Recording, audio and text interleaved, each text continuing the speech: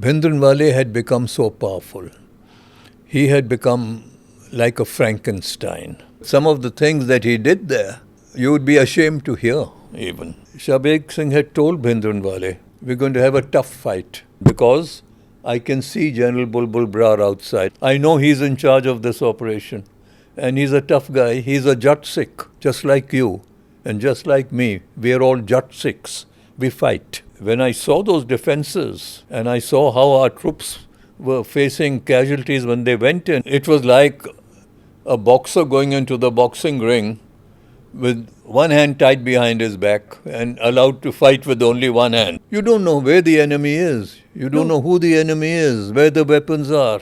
So you don't have a free hand. Those who are anti us will say botched up operation. I will say, let me see anyone else who would have done something better and come out successful. I was born to be a soldier and carried on my life. Some are victors and some are vanquished. Namaste, Jai Hind. Welcome to another edition of ANI Podcast with Smita Prakash. Today my conversation is with Lt Gen Kuldip Singh Brar, a veteran of the 1971 India-Pakistan War and the liberation of Bangladesh. He was also the commanding officer of Operation Blue Star and remains on the hit list of Khalistani terrorists. He survived an attempt on his life 10 years ago in London. 89-year-old Lt Gen Brar in conversation with me. General Saab, thank you very much for coming on the podcast. We have so much to discuss with you. Want to talk about Operation Blue Star and want to talk about the Liberation War. So let's begin with Operation Blue Star. You know, many of our listeners and viewers probably are from, the post-1980s generation. They maybe they don't know about what Punjab was in the 1980s. So if you could give me a little bit of background information about what the situation was before the army was asked to intervene. You're very correct. Generations after 80s don't know anything about it. In the 80s, or let's say in 82, 83, 84, things were very bad over there. There was no law and order at all. The police had become a defunct force. There was the saint who had risen from a village, but he had such a charismatic personality that everyone accepted him almost like an 11th guru, chap called Jarnail Singh Bhindranwale. He lived in a village called Rode, but he went around giving his sermons, and at that stage, slowly and steadily, the state of Punjab started crippling. And Bhindranwale was an all-powerful man. There were murders, there was smuggling taking place, banks being looted. There was no law and order at all.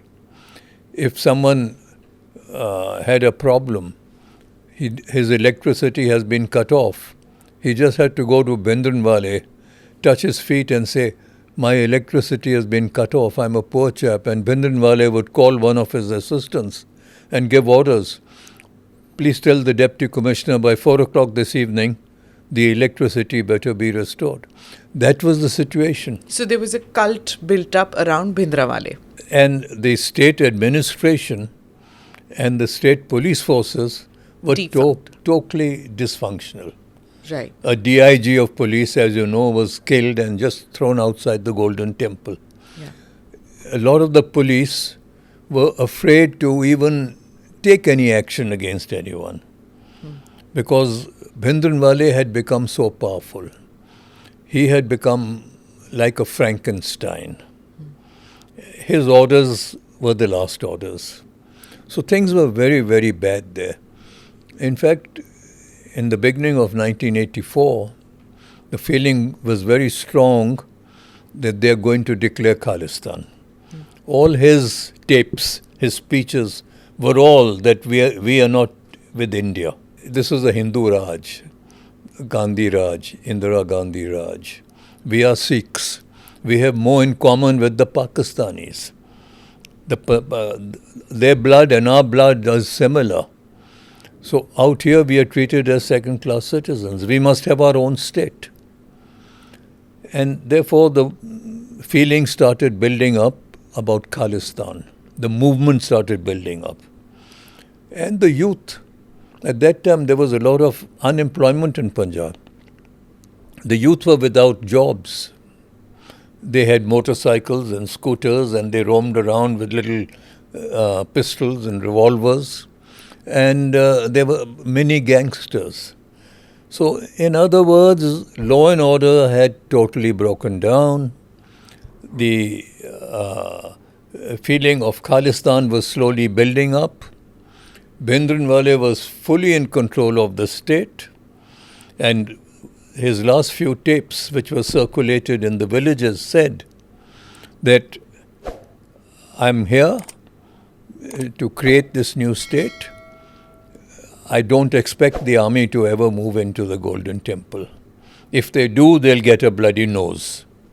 But what I want you all to do is that if the Golden Temple is ever attacked, I want you to come here in your thousands and millions and surround the forces who dare to step inside the Golden Temple.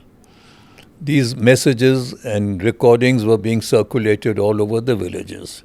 And the people had been motivated that if anything happens, you come straight to the Golden Temple. And therefore this was behind our mind throughout, that we have to finish this operation fast.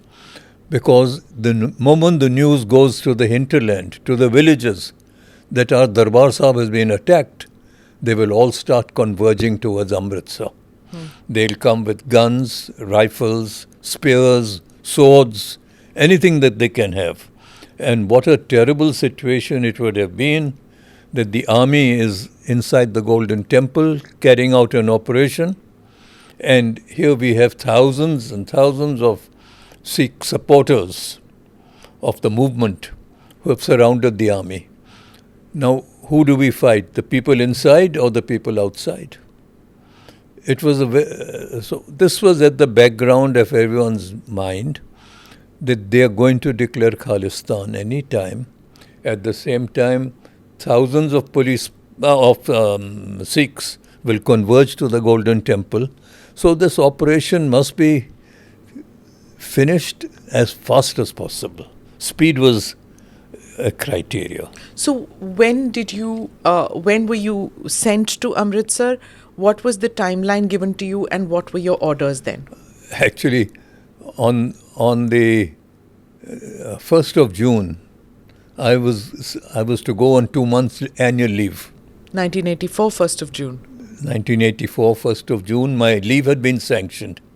I was commanding a division in Meerut. And in the evening of the 31st of May, we were all in the mess having a drink and everyone was bidding us goodbye and have a good leave, sir. Have a nice holiday. We were going to Manila in the Philippines. And while we were at this dinner, a phone call came from Chandigarh to say that General Brar is required in the operations room in Chandigarh tomorrow by 12 o'clock. You're Major General at that time? I was a Major General. So I looked at my wife, I said, we better start moving now, get to Delhi and then we'll go on to Chandigarh. But I'll go alone. You keep the tickets, all the travelers' checks. I'll be back by the evening. There must be some conference. And we take our flight. So I flew into Chandigarh on the 1st of June 1984. There were cars waiting for me at the airport. I was rushed to Chandi Mandir, to the operations room. Over there I found maps on the wall, people all tensed up. It's a war room. It was a war room. I was wondering what's happening. But at the same time, often even for riot control and aid to civil power, these sort of war rooms are set up. Were you the senior most in that room? In that room? Yeah. No. General Sundarji was sitting there. He was the army commander, GOC Western Command. And his chief of staff was General Dayal, Ranjit Singh Dayal, Lieutenant General. Both were there. And then his MGGS, Major General Staff, was Major General Mehta. He was also there. Now Mehta was standing with a stick to point out various things on the maps. There were a number of maps stuck up. So they said, take a seat, take a seat. I sat down. There's no time to waste. Let's get down to business straight away, he said. I said, yes, sir. Who said? General Sundarji. General Sundarji. Let's get down to business straight away. You know how Sundarji is. Yeah. He speaks with strength. I was still in my mind wondering, what is this business? No idea. Then he said, well, Bulbul, he called me by my nickname. He says, Bulbul, we've called you here for a very special mission. And General Mehta, my MGGS, will now brief you of what the situation in Amritsar is. The situation is very serious. And we'll want you to move to Amritsar the moment this briefing is over and start planning the operation. So I said, sir, this evening I'm flying to Manila. I'm on 2 months annual leave. So he looked at General Dayal. General Dayal looked at him. Cancer. They whispered to each other. They spoke a few words. And then he said, I'm sorry, your leave is cancelled. There's a more important job waiting for you. Sure. You can have your leave after that. I said, all right, sir. Then started the briefing. And in the briefing, they told me how bad things were and how Khalistan may be declared within the next 5 or 6 days. And if Khalistan is declared, Pakistan would cross the border and get into India, our part of Punjab, just as we went into Bangladesh. They would recognize Khalistan. They would say Khalistan is recognized by Pakistan. They would cross the border and start moving towards Amritsar. Now, at that stage, we would have to defend the border. So troops, there had to be adequate troops to defend that border. So the division in Amritsar, there was one division in Amritsar, they were given the task to defend the borders. They had moved into the areas right along the front. My division was in Meerut. I came down by air. My troops were still in Meerut. So he said, the task will be too much. We'd have to stop Pakistan from entering India. There's a possibility Punjab police will mutiny and join in with Khalistan. They'll recognize Khalistan and they say, that is our state. As it is, they had become dysfunctional. So we would have to then disarm the police. So the DGP was not part of this war room? DGP, no. At this time, it was just the army. The army, okay. So the police would have to be disarmed. At the same time, we'd have to be defending our territory from Pakistani invasion. And there would be a terrible situation of the 1947 riots, like it happened in 1947. Goodness. The Hindus from Punjab would be rushing out towards Delhi and Haryana. The Sikhs from Haryana and Delhi would be rushing into Punjab. So a large number of forces would be required for riot control. So the army would have to now make sure you defend your territory against Pakistan. You disarm the police. That means there would be no police. As it is, the police was ineffective. Army would have to take over complete control. And at the same time, you do riot control. Who else was there to do riot control if the police has become ineffective? So it would have been a very difficult task. And therefore, it was necessary that whatever operation we have to carry out must be done quickly. A surgical operation. Surgical operation. We mustn't give them time. The masses and the villages mustn't know that we've got into the mobilization should be stopped at any cost. So the briefing took place. Right. And he said to me, today is the 1st. I don't think we have more than 4 or 5 days. So you get to Amritsar there's a plane waiting outside to take you to Amritsar. You ask your troops to start moving from Meerut. Meanwhile, my headquarters has given orders that the transport and everything should be kept ready, and they've already been warned to be ready to move to Amritsar. I had one brigade in Jalandhar and two in Amritsar. So they all had to start moving to Amritsar. That itself would have taken them a full day. By road? By road. And I had to move to Amritsar by air. A couple of my staff officers from Meerut also flew down by air. So he said, I'll come to you on the 3rd for your first briefing. That'll give you about 48 hours to make your outline plan. We'll discuss it as to how we're going to carry out this operation. I said, sure, sir. And I said, meanwhile, can I send word to my wife in Delhi to say that our leave is cancelled? Please return the tickets. I'm not returning back. I'm going on a mission and I'll speak to you later. Of course. So his staff officer rang up my wife, informed her, because they didn't want me to waste any time, to inform her, General is not returning to Delhi. He has been given a mission. The leave is cancelled. You're not going to Manila. So he will get in touch with you later today. When mission's done. So this briefing ended. Everyone was quiet over there. We didn't know what to expect.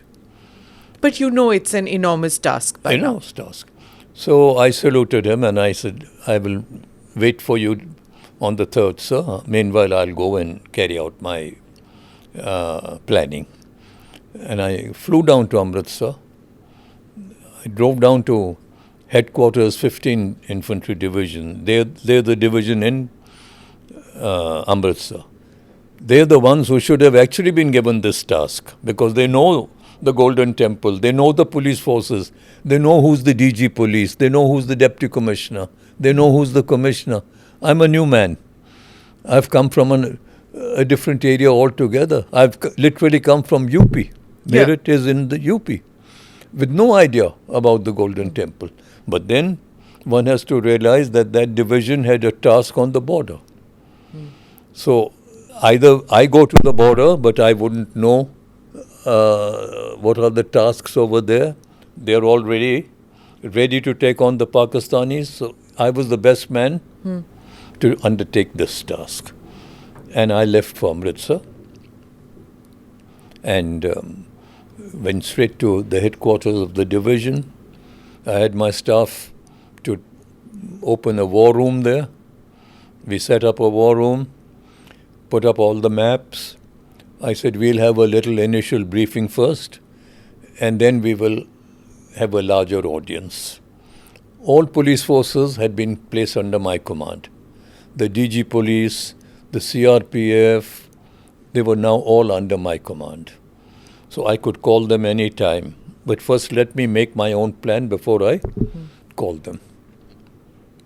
So the whole of that day, 1st of June, went in the thinking process. How do we do this? There were various advisors there from within the army. And it was decided that it has to be a surgical operation. But there is no other way except to physically enter the Golden Temple. One had earlier thought about an aerial operation, coming by helicopters, dropping people into the Golden Temple. Then they realized that it will be too dangerous because they're very heavily armed inside that Golden Temple, about 2,000 of them. You had intel about how many people, what are the arms, and which section of the temple they're sitting in? Well, hazy information, because who was there to give you information, When I got to Amritsar, I got to know that there are about 2,000 of these terrorists inside. They're heavily armed. They've got machine guns, rocket launchers, grenades, light machine guns, and rifles, country guns, and they have made emplacements inside the marble of the temple. They've got sandbags all over. They've closed all the windows, closed all the doors. They've blocked everything. They were preparing for an assault. Yeah. They were preparing for an assault, but they still in their minds believed that the government of India wouldn't be strong enough to order an assault inside. But they weren't strong enough. I'm sorry to say this, but when the government of the day can see this kind of weaponry going inside any place of worship, they aren't strong enough. They couldn't stop it from happening. I mean, I'm saying it in hindsight, sir. You see, people closed their eyes when these weapons were going in. The police was too frightened of the terrorists. They dare not check the vehicles. They dare not check what's going in. And can you imagine how many vehicles come in every day? Every day they must be feeding thousands and thousands of people who come there to pray in the Golden Temple. They have their langar, as you know, inside the Golden Temple. Rice, dal, roti, vegetables. So they would have enough trucks going supplies for at least 15 days. 15 days of cooking oil, atta, ghee, rice, dal, everything was there. Also, what I'm told is that that was an era when there were no those bulletproof gates, the frisking weapons weren't, those instruments weren't there. So it was easy to smuggle in grenades, rocket launchers under vegetables. They were coming in with these langar trucks, The food was coming into the Golden Temple. In those trucks, the weapons were coming in, and they were covered. Though the police may have got some idea about it, but the idea was not accurate. And there were no dogs, sniffer dogs, nothing? No, nothing like that. The police dared not come near the Golden Temple. Right, sir. I couldn't see a man in khaki dress around there. You went till the temple? Yeah. You did? Yeah. It's said that you did some kind of a recce to inside the temple. I did my recce from outside. I dare not do it inside. I dare not stay inside. Because if they get hold of me, I'm the commander of this operation, the operation won't start. They would have recognized you? Of course they would have recognized me. There was a chap there called General Shabeg Singh. Shabeg Singh and I were good friends. 71 war. 71 war. Before that, when I was a cadet in the JSW, part of NDA, part of the Indian Military Academy, he was my instructor. He was a captain. Yeah. And I was a cadet. So I knew Shabeg Singh from that time. Then, of course, 71 war. And Shabeg knew me well enough. In fact, I was told when the operation was over by a number of these people who we had captured, prisoners. They said, Shabeg Singh had told Bhindranwale that it's not going to be easy. We're going to have a tough fight if the army decides to come in, because I can see General Bulbul Brar outside. I was outside on the rooftop somewhere else. He says, I can see him. I know he's in charge of this operation. And he's a tough guy. He's a Jat Sikh. Just like you and just like me. We are all Jat Sikhs. We fight. And it's not going to be easy. We're going to have a tough time on us. And you knew that General Shabeg is there. Yeah. And it's not going to be easy for you either. Correct. I knew what a crafty man he was. And when I saw those defenses, and I saw how our troops were facing casualties when they went in, I realized that Shabeg's planning had been superb. You had seen him in action, in wartime. Yeah. And when you say crafty, his craft was good. His war craft was good so long as it was for India. That's right. But here he was using that craft in a terror operation. That's right. Right? But it's still craft, you see. Yeah. He still knew how to defend the place. So you have this Bhindranwale, who you don't have any good things to say about him. No. He wasn't. And here you have this crafty Jat Sikh whose patriotism one could never even think twice about. You had such complete faith in it. And so what happened to him? Unfortunately, he was court-martialed. What exactly his crime was, I don't know. And he was dismissed from service. A little before Operation Blue Star, he was dismissed from service as a Major General. So, his anger, he was very angry with not only the army but with the government of India, because he considered himself a very good officer, a good soldier, and he didn't believe he had done anything wrong. But the court-martial found him guilty.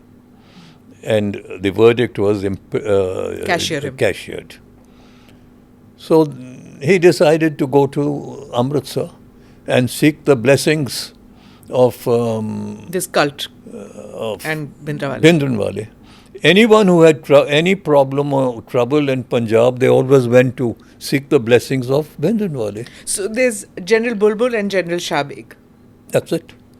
At the two ends of the fort. That's right. So tell me, what were your instructions then? Obviously, General Sundarji knew that you and General Shabeg have worked together. Well, it was known, and General Sundarji had a lot of faith in me, a lot of confidence in me. After all, he was my army commander. I was one of his divisional commanders. He had attended a number of exercises with me.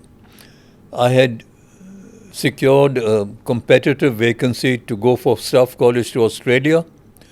I had commanded not only an infantry brigade but also an armoured brigade, which an infantryman doesn't normally get to command. After commanding the armoured brigade, I was sent to the United States of America to do the War College. So and from the War College I came to Military Operations Directorate in Delhi, the hot seat for war preparations. I'd gone through all this, and General Sundarji felt that here is the guy who will be able to deliver the goods. And it's a huge task, which means it's not just an anti-terror operation. It's not one terror op. It had larger ramifications. Absolutely. Right. Absolutely. So now tell me, you're on your first week of June. So the next day, we made out our little plan that one battalion will cordon the place, one battalion will enter from this gate, another one will come from that gate, and we'll start this operation round about 9 o'clock at night. We need time to fight, and we need time to clear the Golden Temple. And it must be done before dawn, before what we call first light. A few hours only. Few hours only. And thousands of people inside. Yeah. Because if you wait till it's daylight, the news would spread. Now people are sleeping in Amritsar. They don't know what's going on. And it's the age before cell phones and things, so there's no way. There was no way. But by next day, the news would have spread that the Indian army is inside the Golden Temple, and people would have started rushing in. So this operation had to end by dawn. And if you started it too early, it's not dark enough. You don't have the cover of carrying out your task. So the best time we thought was around about 8:30, 9 o'clock. We'll start this operation and be over by 6 o'clock or 6:30 in the morning. That was the hope. Of course, it took a little longer. It went on to about 7:38, 9 o'clock, because Akal Takht wouldn't give in. We were suffering heavy casualties. Machine guns were firing from us from places which we never imagined, which we couldn't see, from within walls, from within doors. There was no satellite imagery, radar imagery, nothing. You didn't know the position of the guns. No. So it was like a boxer going into the boxing ring with one hand tied behind his back and allowed to fight with only one hand, because you don't have all the resources with you. Why?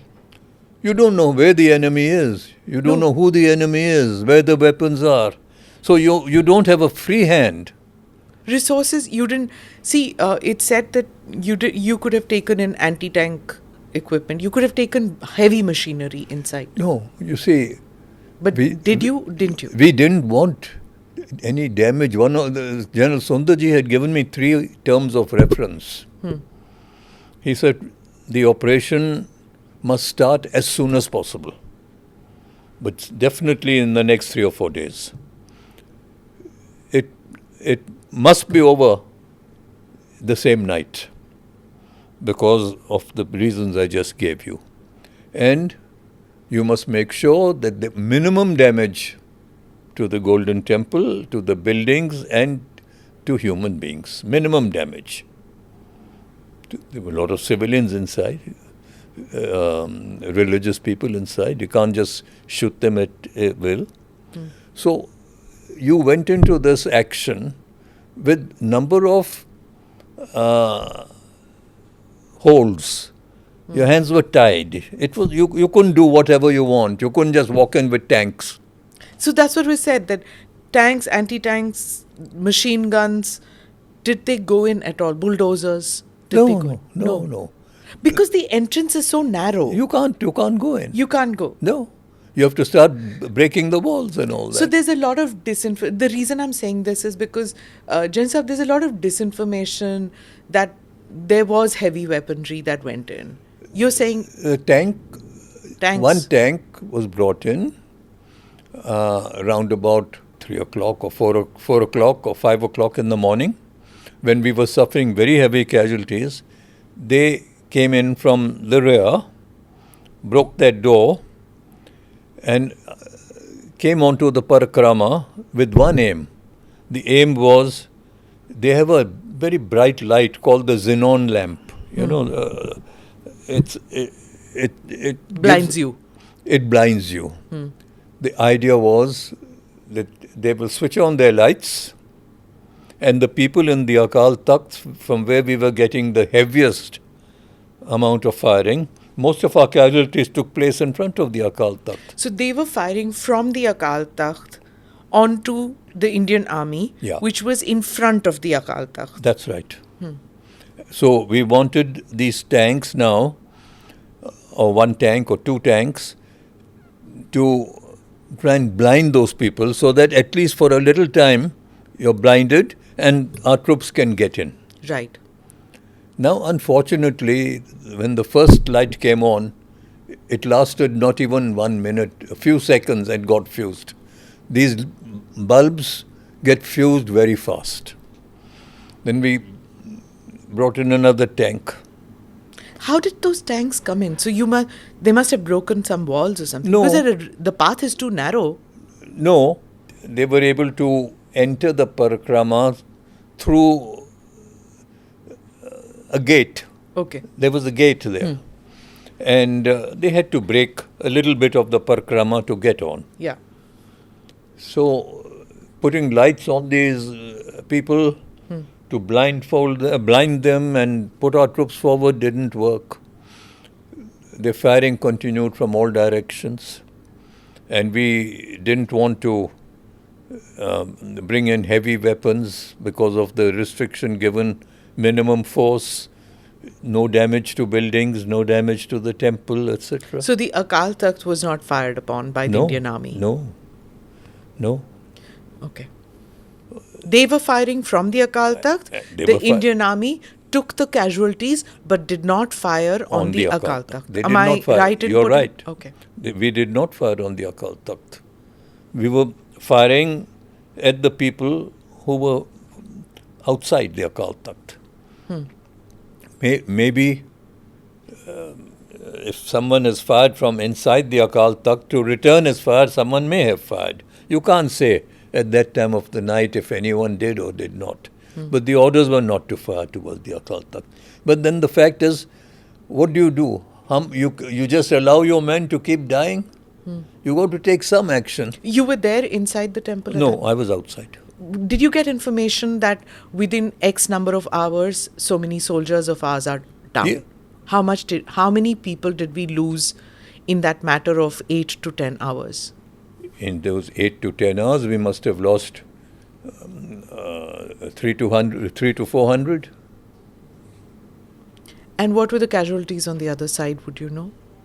How many people died on the other side? On the other side? Yeah, on the terrorist side. On the terrorist side,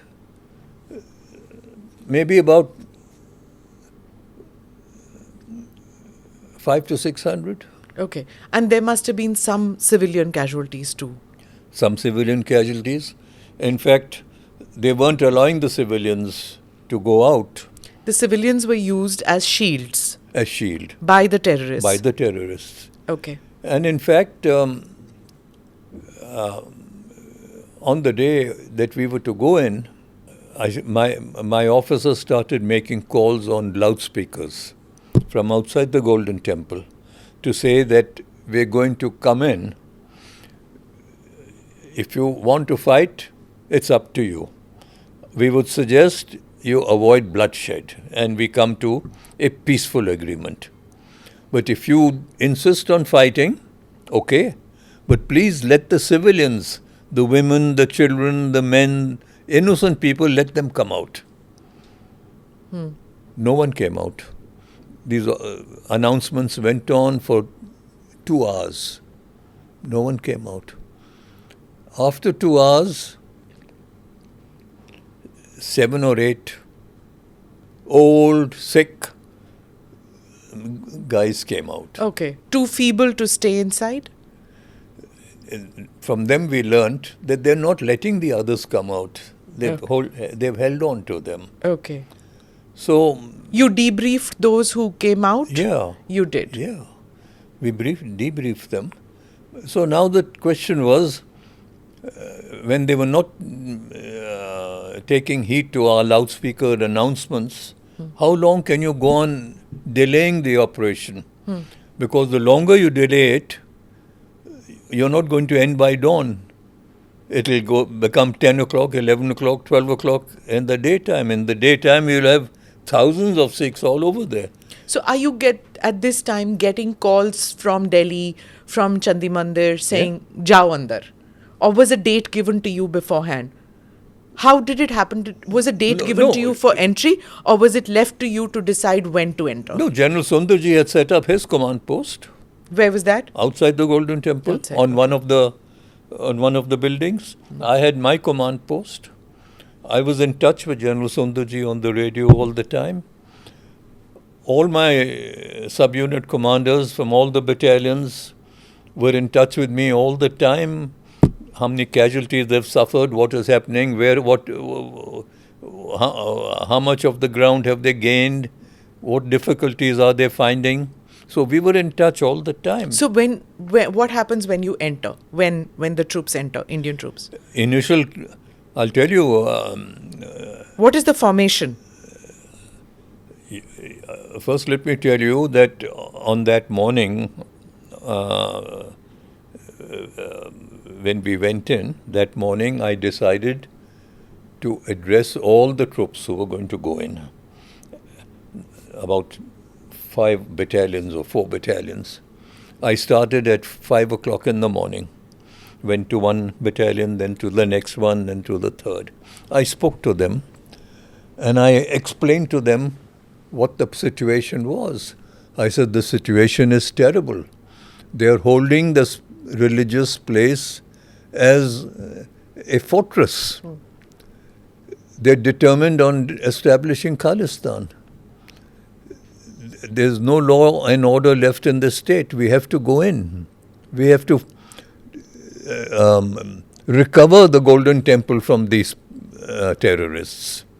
If there's anyone amongst you who doesn't want to go in for religious reasons or any other reasons, I don't hold it against you. Just stand up and stand aside. Your commanding officers are here.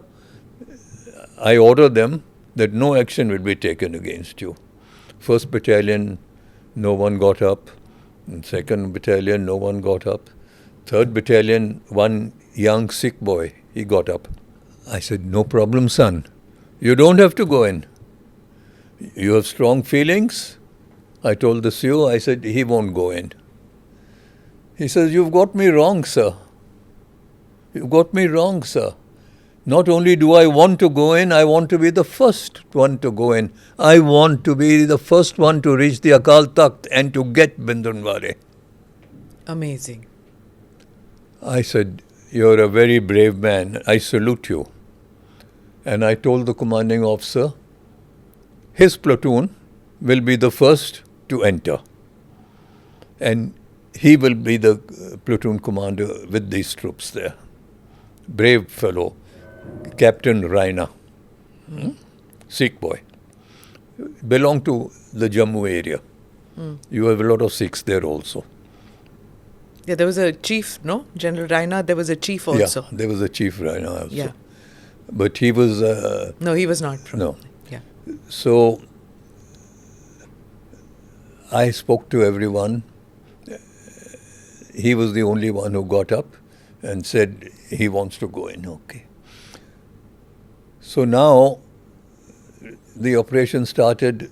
His platoon was the first to enter the Golden Temple. And as they entered, fire came from all directions, heavy firing on them.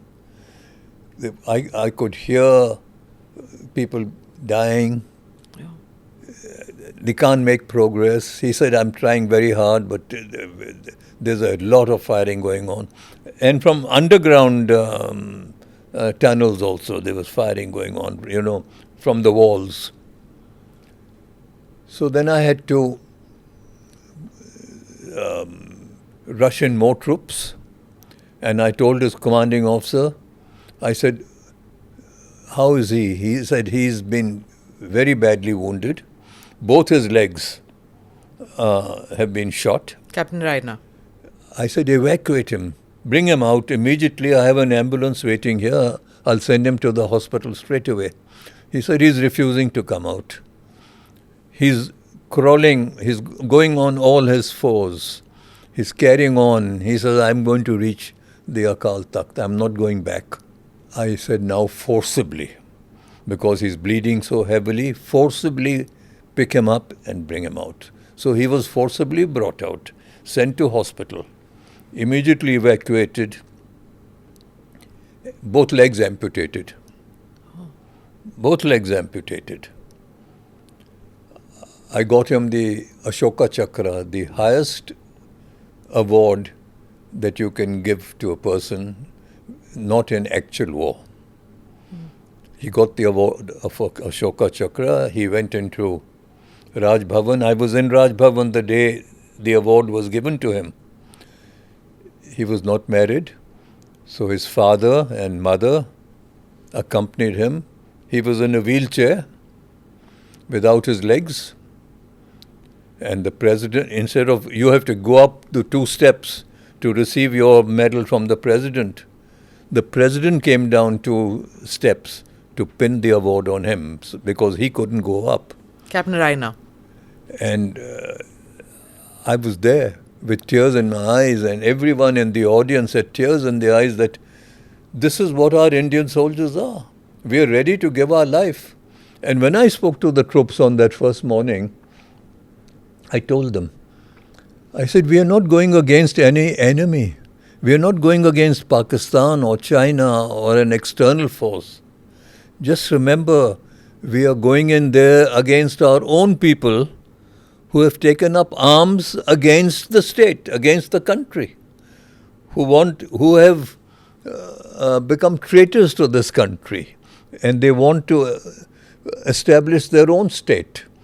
So when you go in there, don't think you're going to war. You're not going to war. You're going to get hold of these people, these misinformed people who have got onto the wrong path. And I want you to keep that in mind when you are fighting this action. These were my briefings to them. Sir. And they were now all prepared for it. So we suffered casualties, they suffered casualties. Who took out Bhindranwale and who took out Shabeg? We don't know. They were inside their command posts in the Golden Temple. Was he fighting too? Bhindranwale? Shabeg Singh was no, fighting. Bhindranwale. No, Bhindranwale was, No. There's so many things I can tell you about Bhindranwale, but I don't want to. But He was no military commander, right? No. No. He was a religious man who could give you sermons.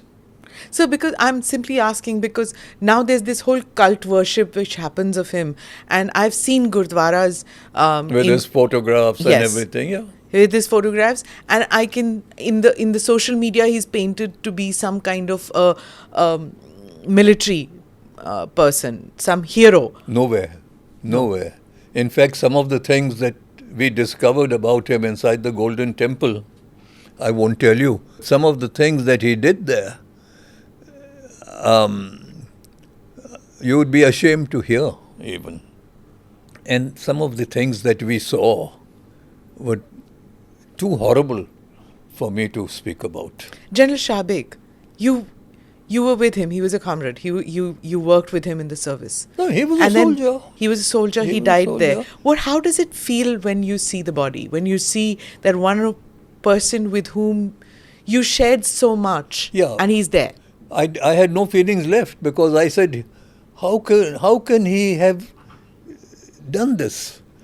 How could he? He was a soldier. When you join the army, put on your uniform, you take an oath that I will preserve the integrity of the country. I will fight for this country. I said, here is a soldier who's not fighting for his country, but he's fighting against his country. So he was a traitor, and there is nothing about his past No. that redeemed him, you No. feel? So, although I admired the man earlier on, but when I saw him here, I had no admiration left for him. He was doing something which you wouldn't expect a disciplined soldier to do. Yeah, but one can't feel a sense of what a waste. So he was found dead, still holding his revolver in his hand. Yeah, I believe so. So tell me, General Saab, that operationally could things have been done better? Because a lot is said that maybe if the operation had been delayed by 2 days, I don't know because I was still a student in those days, but what I've read is that people say maybe if the operation had been postponed by 2 more days, or if you see what happened with Operation Black Thunder, that was a better planned operation. We were... I'll kill your Black Thunder first. There was no Bhindranwale and Black Thunder. Correct. There were no strong religious leaders in there. It was a normal Gurdwara. By that time, they knew that the army has gone into... One before, they'll come in here also. So, there was no way that they were going to fight or offer a fight or anything. They just meekly surrendered.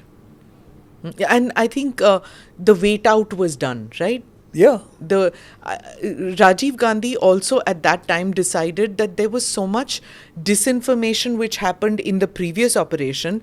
In Black Thunder, we had our cameras focused there all the time. Yeah. So it was under media glare. So there was that fog of disinformation. That's right. Which was there in Blue Star, was right. not there in Black Thunder. The media was sent away from Amritsar. Yes.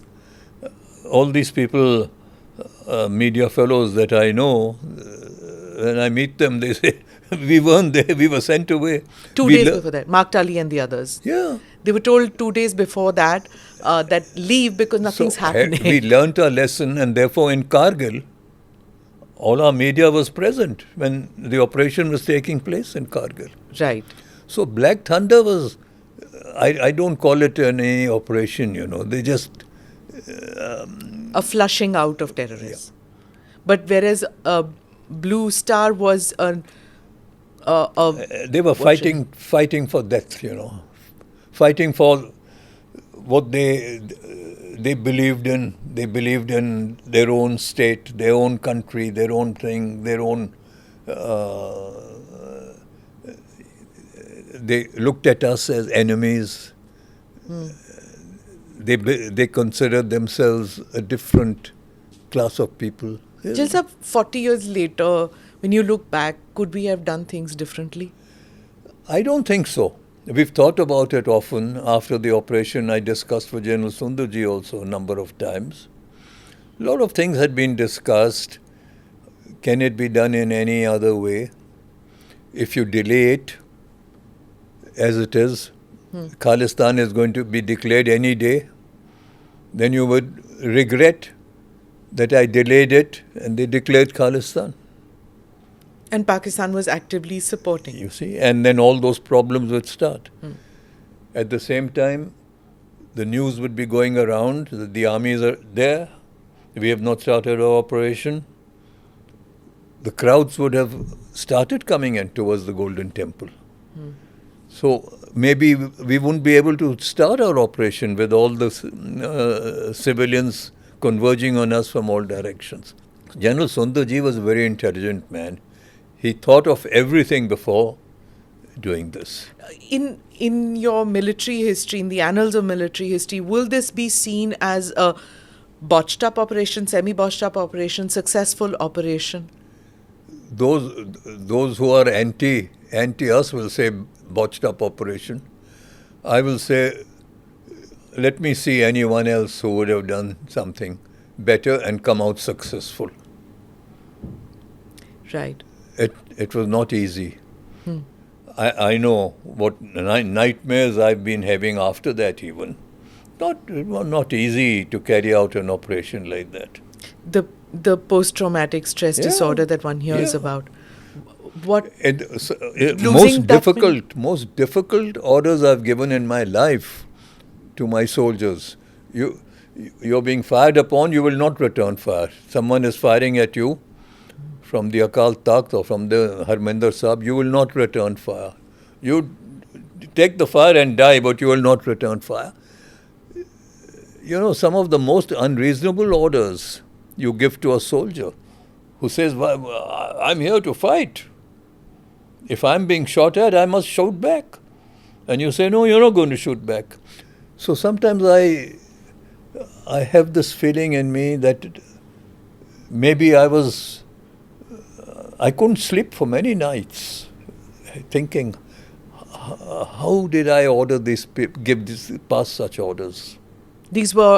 You were told to give these orders, right? Yeah. Yeah.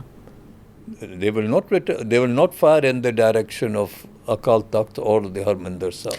Gen Sahib, do you know of any operation before or after that this has happened? Because I know of Charare-Sharif was done. There was the Charare-Sharif flushing out of terrorists, but there was no such instruction given at that stage. You're talking of Mecca? No, Charare-Sharif, Kashmir. Kashmir, no.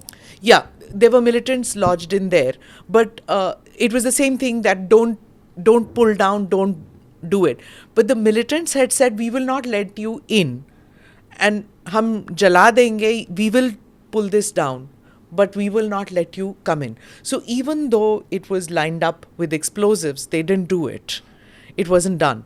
So have you had this kind of an experience before or after that? No. Nothing.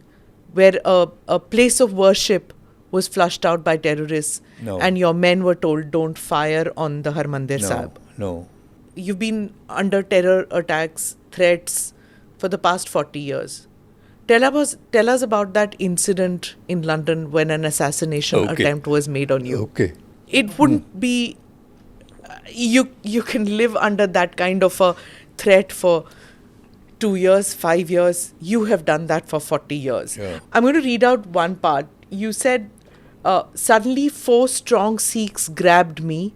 1 attacked my wife. I had very little time to react. They tried to kill me with their kirpans. Yeah. Being a soldier, my first instinct was to fight back and not give in. I kicked And they first slashed I my kicked, back. I abused, I shouted, Abused. I did everything, yeah. And first they slashed my back. Yeah, They finally slashed my throat. yeah. They were all arrested and sentenced to imprisonment ranging from 10 to 15 years. Where did they... It was... First at my back, then he missed my throat, it went on my cheek, then here. But when I went for surgery immediately after that, they rushed me to hospital. The surgeon said, luckily they had not gone deep enough. Okay. You see, I was. What had happened in that attack is that in this 2 minutes or 1 minute that we were fighting, he was hitting me and I was kicking him and all that sort of stuff. One of them dropped his telephone. Mobile You're phone. already in your 70s by now. When the attack happened, you're in your 70s. Yeah, But you hit back, kick back. yeah. As a soldier, you have two choices. Either give up and say, okay, take me, or you fight back. So your immediate instinct was to fight back. If I had not fought back, I'd be lying on the floor dead. Your wife was with you. No, my wife was with me, but one of them had Pushed caught her and taken her, banged her next to the wall. She couldn't see what was happening. Okay. And how many were there on you? 4. You fought back 4 men, Yeah. 4 assassins. Yeah, You fight back 4 assassins and they leave you bleeding on the ground. yeah. Because by that time, The police. no, not police. There's a bar close by, people from the bar, from somewhere else. My wife was shouting, help, help. Some passers-by were coming in. So they ran. They ran because they saw people coming in. Did you at that point think that you don't stand a chance? Because General Vaidya had already been assassinated by then. Yeah. You must have always known that... That one day I'm going. I still say that. I still say that it's just a question of time now. They're going to get me one day or the other. I'm now going to be 89 this year. Okay, I've lived my life. In any case, even a natural death would be by 90, 91, 92. So I'm ready to go. How does your family live with that knowledge that assassins can get you anytime? Well, there's nothing they can do about it. They just have that worry. General Sahab, it's said that, in 2014 a controversy broke out that a British MP claimed at that time that, these All declassified. bullshit. All bullshit. That the SAS had... They may have gone to Delhi or Indira Gandhi or whatever. No one came to me or to Amritsar. I've been interviewed on this number of times. I say all lies. It was a purely Indian Army operation. Purely. No one from outside. How do you react when you get to know that, there's this revival of the Khalistani movement which is happening, funded, aided, encouraged in Canada and in the UK at times? In Horrible. Europe? I go to UK, I go to UK, I go to South Hall, I see Bhindranwale's pictures everywhere. Everyone is, I say, well, what's happening? It is our diaspora which has gone abroad, our Indian people who have gone abroad who are more pro-Khalistan and all that than those who are in India. Are you worried at all that in Punjab there is a resurgence of this movement? Yes. Pakistan is also assisting them, you see. And Canada, London, Canada, America, Pakistan, all together, they want a resurgence here. At that time, you mentioned about the police, which was ineffective completely, and then it is only then that the Indian Army was asked to go in, when the police was totally... Then you have somebody like KPS Gill, who took on, post 1984, who took on the task of eliminating terrorism from Punjab. Now, he too is demonized. Yeah. Hell of a lot by this whole Khalistani, this new Khalistani movement. What do you think his role was in Punjab at that time? As DGP, his role was to stamp out terrorism in Punjab. He did it very well. I admire DGP Gill. I think he did it very well. This is one I'll show you. This is now. They placed a bounty of 250,000. I don't know how many, 25 crores or something on my head. $250,000. So this carries on. They send me messages from there also. They send you messages that they will eliminate you. Yeah. They send me messages that we're going to eliminate you. You know, on the electronic media, somewhere or the other, through some means, they get my email address, send me a message. Is there any sense of regret, General Saab, that maybe it shouldn't have happened the way it did? What shouldn't have happened? The Operation Blue Star. No one wants an operation, but what do? Do you allow Indira Gandhi allowed him to become a Frankenstein? You could see Bhindranwale every year what was happening, but when he reached the pinnacle, now to finish him off, now destroy him, it's too late. So you feel that the civilian administration didn't do enough, the administration, the political leadership, they allowed this cult to build. To bring. And you, because you're from the same area as Bhindranwale, you saw this happening in Punjab. I mean, your relatives and all must have, you're from a Fauji family, an illustrious Fauji family yourself. You third generation soldier, second generation.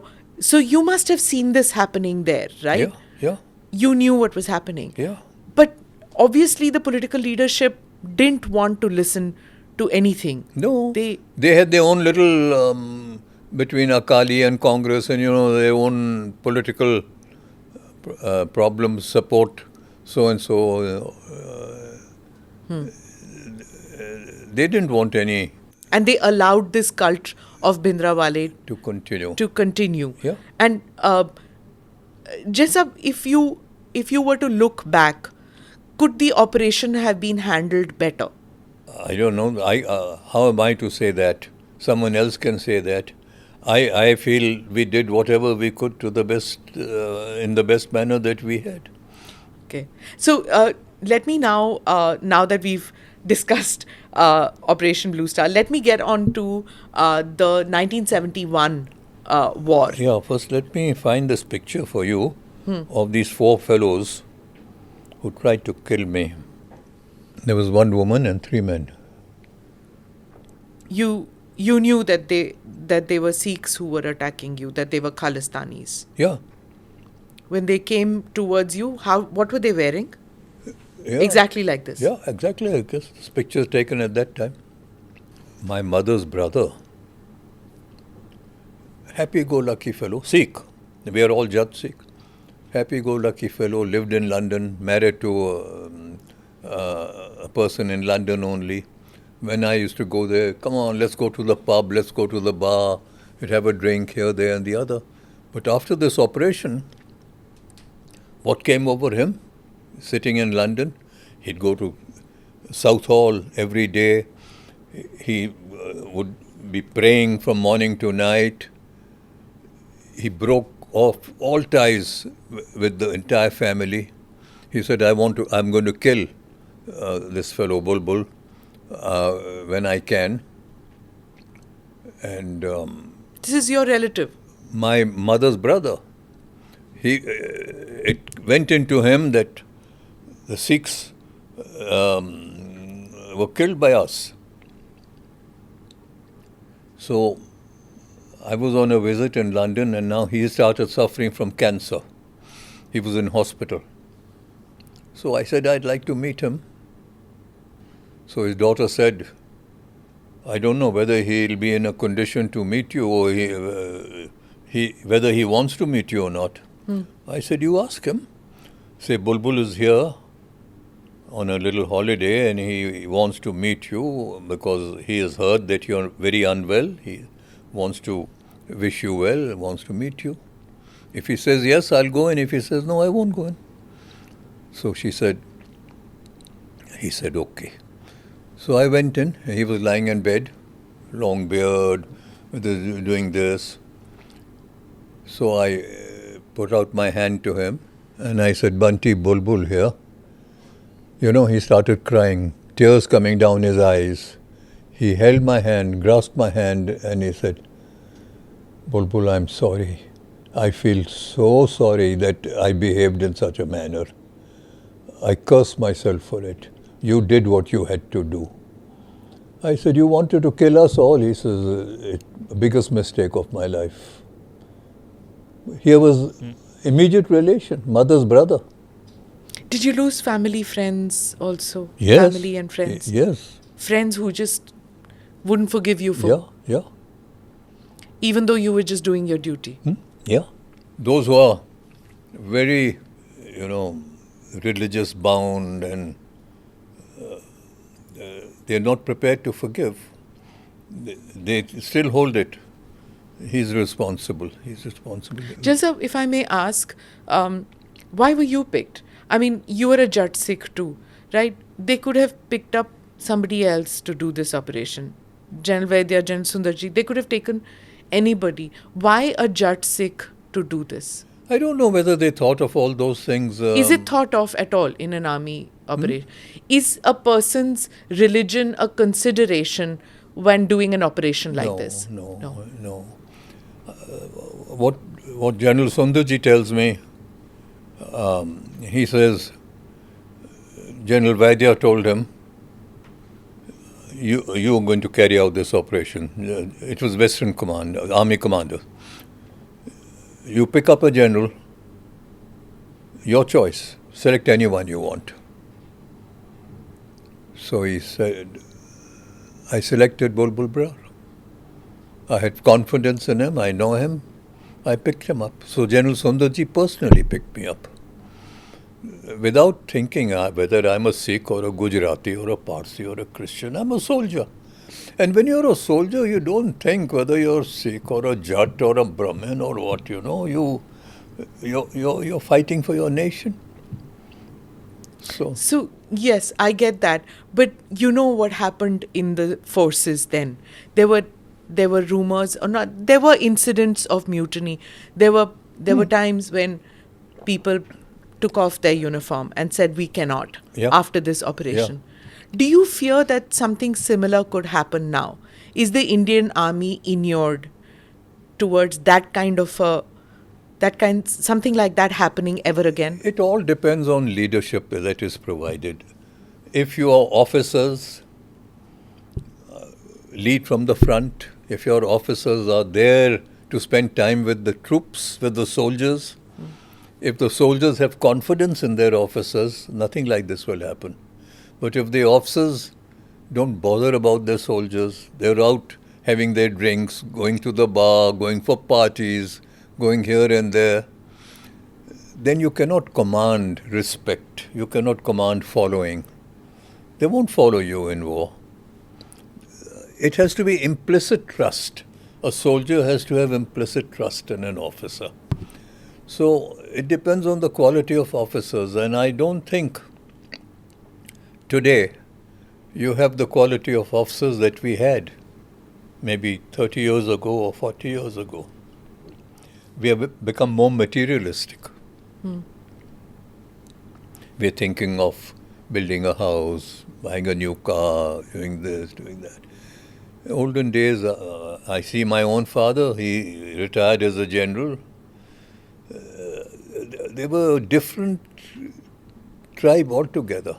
So one can't say. When you were in the 1971 war, the liberation of Bangladesh, what was it like then?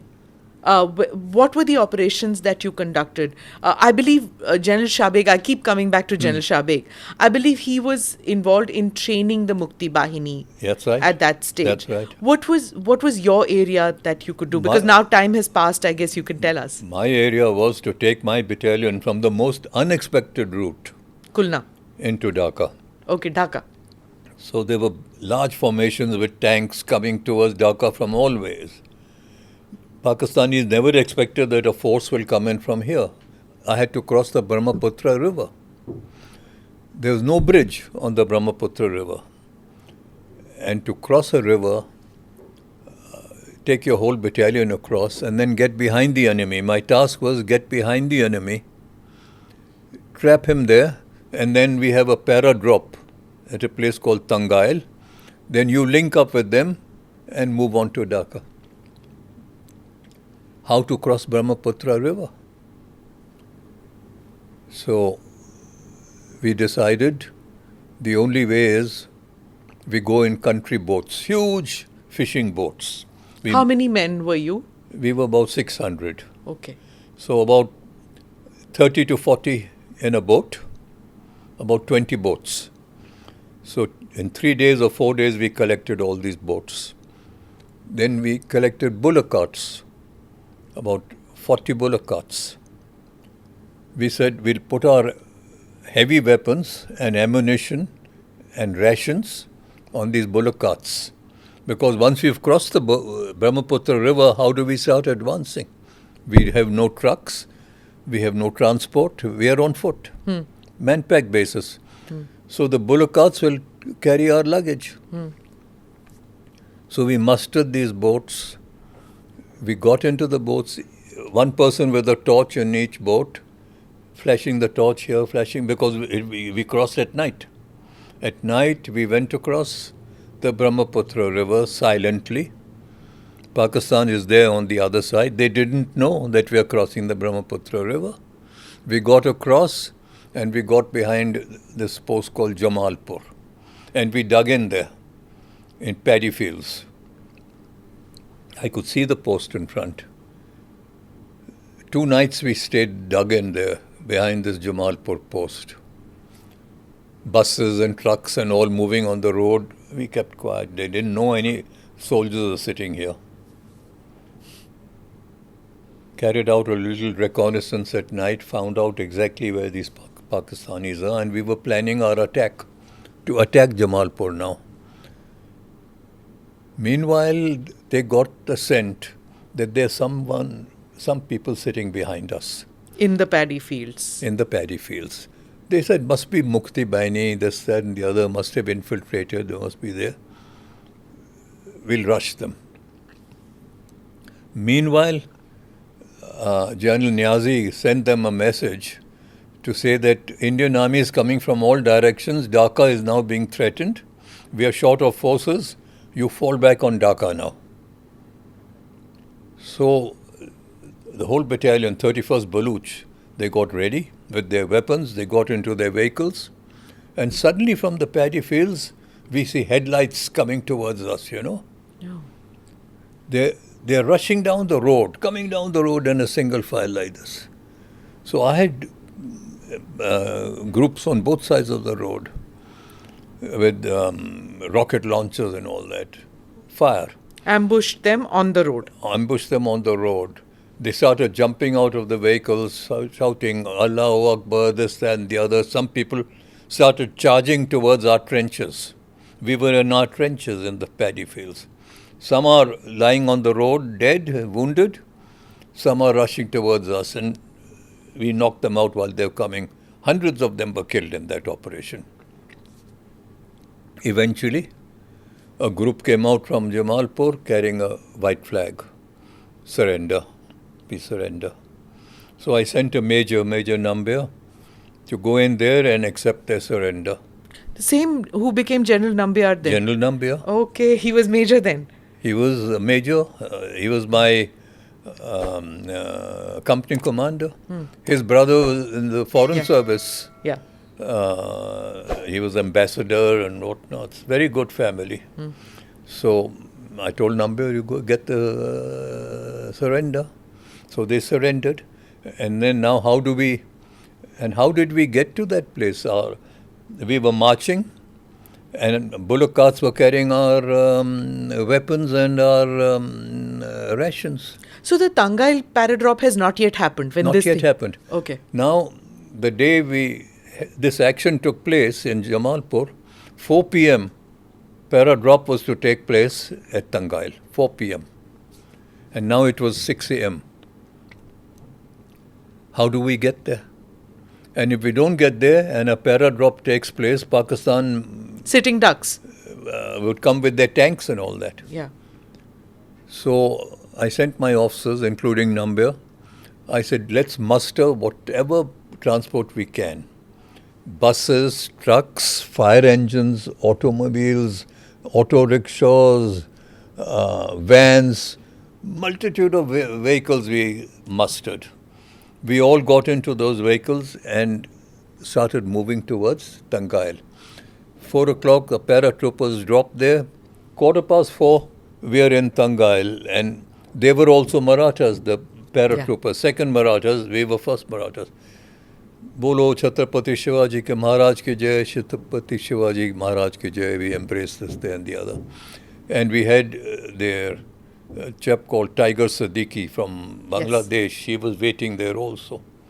And then from What there... a warrior. Warrior. There are stories about Tiger Siddiqui which are like... He was like a warrior. Yes. He would march like Hitler, Gestapo step, you know. He saluted us and all that. And then we moved to Dhaka. Now we get to the outskirts of Dhaka. We are not in communication with anyone in the Indian Army. We are not in radio touch with anyone. We can't speak to anyone somehow. Out of range, this, that, and the other. We get to a place called Mirpur Bridge, which is outskirts of Dhaka. And we dug in. We said, we can see Dhaka in front. On the radio, we are hearing announcements from Manik Shaw to say, surrender. I ask you all to surrender. We'll be given Geneva Convention treatment. We'll look after you. Why do you want to give your lives? Please surrender. Oh, you heard this legendary speech of General Manik Shah. Manik Shaw. Not once, not twice. He repeated it about 6 times. You know? Yeah. I'm asking you to surrender. You're listening to it and saying, how do we tell people in India, in Shillong and Calcutta, that we are already... Dhaka is already falling. So, my brigade commander was a chap called Brigadier Clare. He's also a Sardarji. And my GOC was General Nagra. Huh. Very fine man. Yes. So, Nagra said, why don't we send a patrol to the bridge to see if there's anyone there? We sent a patrol. We found the bridge abandoned. Pakistanis had left and gone back to Dhaka. There was a telephone there. So, one of those telephones you revolve like this. So, the reply came from the other end. Headquarter Eastern Command here. Headquarter Eastern Command means Headquarter Eastern Command, Dhaka, not India. Yeah, sure. So, Brigadier Clare said, can we speak to General Niazi, please? Who's calling? He said, we're from the Indian Army. General Gandharv Nagra would like to speak to him. Now, Gandharv Nagra and Niazi had been in college together in Lahore. Old friends. So, Niazi came onto the phone and he said, hello. He said, Abdullah, he's Abdullah Niazi, A.A.K. Niazi. Abdullah, this is Gandharv here. Gandharv, where are you? He said, I'm at Mirpur Bridge. We are waiting to come in. We are hearing Manik Shaw's request for you to all surrender, but we are not receiving any reply. We are not in touch with anyone. He says, I have already given orders to my troops to move into the barracks and to be ready to surrender. We are ready to surrender, but we don't know how to inform India and the Indian Army that we are ready to surrender. I don't know how to respond to Manik Shaw's speeches. So Gandharv said, well, we are here. So he said, what I'll do is I'm sending General Jamshed in a car. About 20 or 30 of you come in. I'll send you 6 cars. We'll meet in the operations room and we'll discuss here. So these 6 cars arrived with a flag flying. Which flag flying? That General Jamshed's... But this could be a trap. Could be a trap. But then at that time, soldiers take a chance, isn't it? Could be a trap. But we said we will take this risk. So we got into these cars, because by that time... Have you called back command headquarters? Well, you haven't. You take the decision there. We took the decision. General Nagra took the decision. We're driving in with General Jamshed, asking the driver, what is that? He says, the university. And what is that? That's the race course. So we get into Headquarters Eastern Command. And a young officer comes out, maybe staff officer, to Niazi. He says, General Niazi is in the office. So Gandharv Nagra and Brigadier Clare walk in. I'm just along with them. They embrace each other. He says, hello Gandharv. He says, hello Abdullah, how are you? Unbelievable.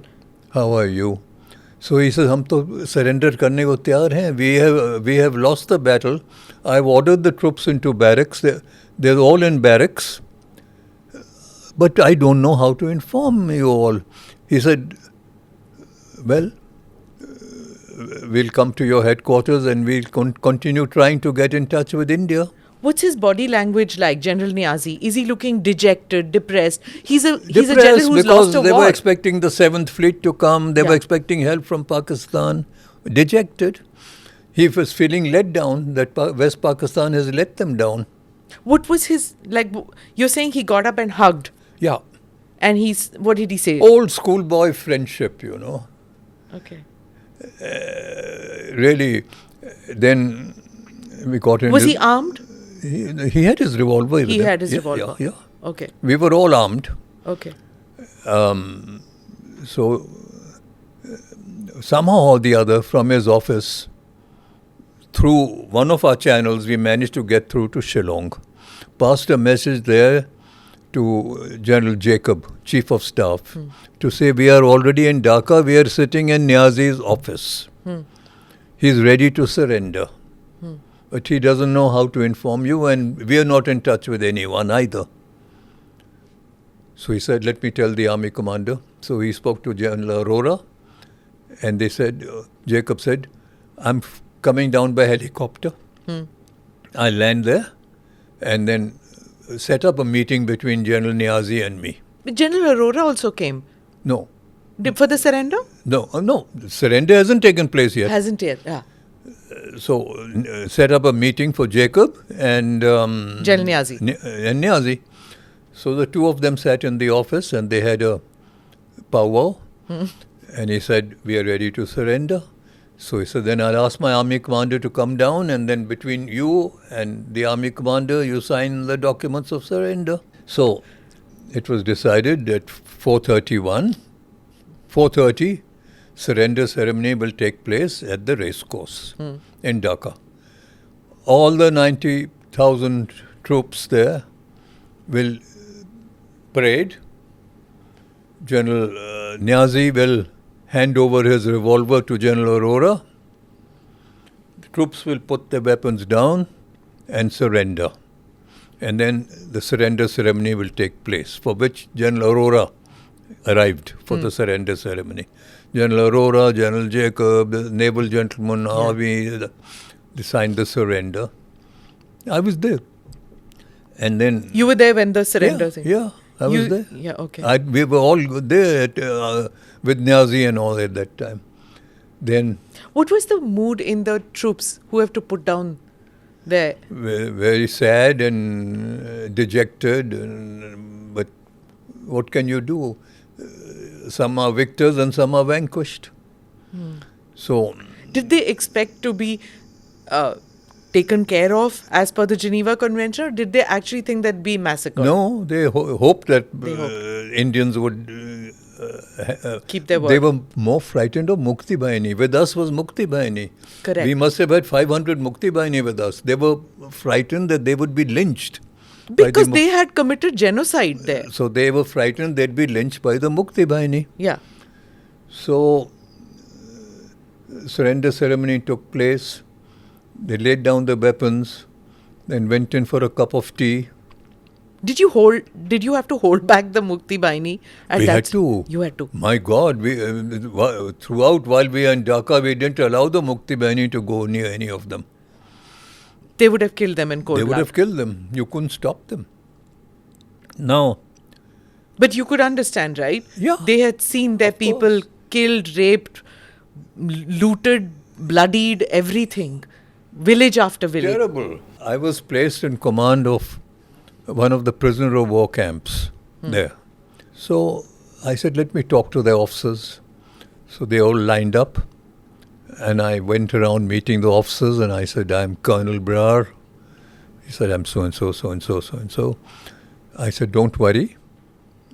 You fought your war, but you'll be looked after under the Geneva Convention.